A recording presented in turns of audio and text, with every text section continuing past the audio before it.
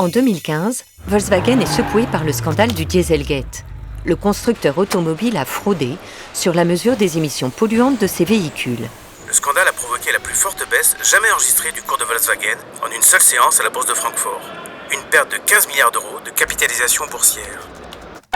Avertis d'un problème de gouvernance par des agences de notation sociale et environnementale, les acteurs français de l'investissement socialement responsable avaient peu investi dans Volkswagen.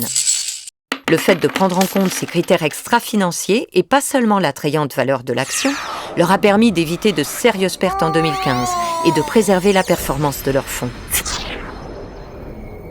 Pourtant, on entend souvent dire que faire un choix de placement responsable implique un sacrifice financier. Une idée très ancrée. Mais c'est faux. Archi faux. Aussi faux que les épinards sont super riches en fer. Plusieurs travaux académiques publiés ces dernières années le démontrent.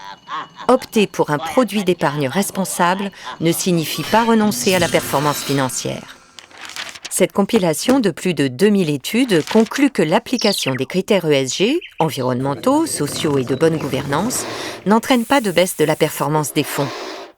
60% des fonds européens ISR ont même réalisé une meilleure performance que les fonds conventionnels comparables sur ces 10 dernières années.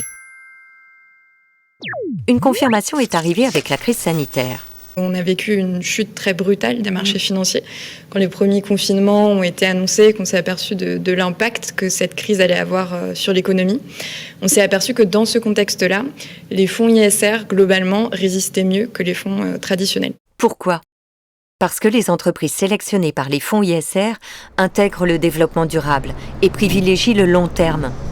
Une gestion plus avisée et une meilleure rentabilité économique qui entraîne des retombées positives sur la performance financière des fonds d'investissement.